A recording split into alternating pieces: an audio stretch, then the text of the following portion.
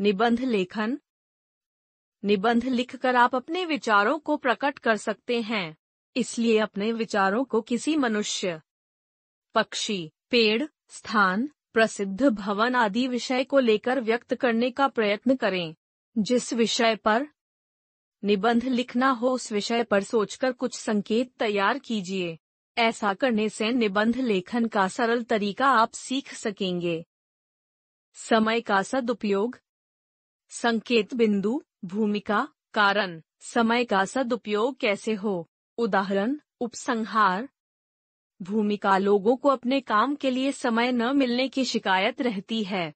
बीता हुआ समय कभी लौटकर नहीं आता, अतः समय के महत्व को समझना बहुत जरूरी है, परंतु लोग इसके अनुरूप आचरण नहीं करते।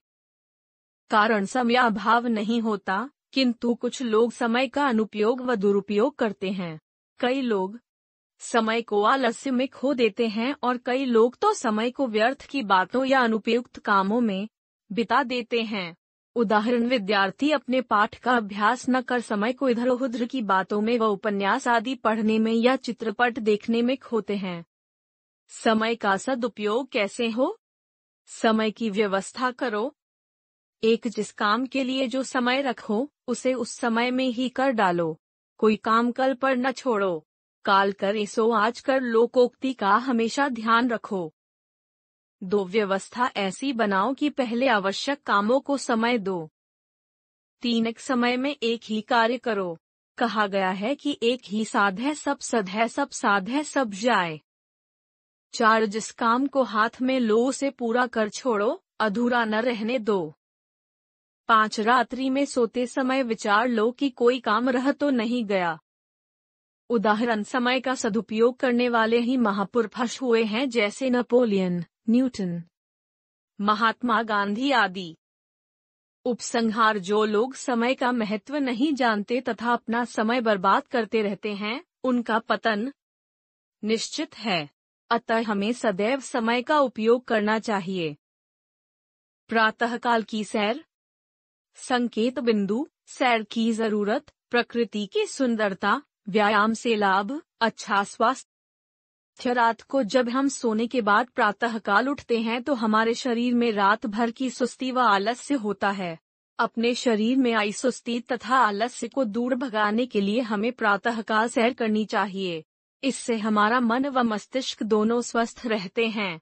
प्रातःकाल की ठंडी और स्वच्छ वायु का वातावरण हमें ताजगी देता है।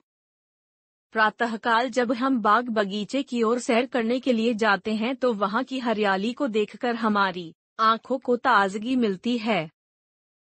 प्रातःकाल सैर के समय बगीचे में ताजे व रंग बिरंगे फूलों को देखने से मन प्रसन्न रहता है। गर्मियों में प्रातःकाल में हरी घास पर नंगे पैर सैर करने से आंखों की ज्योति बढ़ती है। सर्दियों में सिर व पैर दोनों को ढककर सैर करनी चाहिए। हमें हमारे शरीर के अनुसार अनेक प्रकार के व्यायाम भी करने चाहिए। प्रातःकाल की सैर करने के हमें बहुत से लाभ होते हैं। शुद्ध हवा मिलने से मन व मस्तिष्क स्वस्थ व तरोताजा रहता है।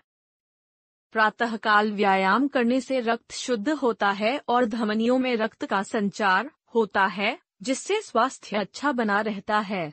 प्रातःकाल की सैर करने से शरीर में होने वाली बहुत सी बीमारियों से भी छुटकारा पाया जा सकता है। गणतंत्र दिवस।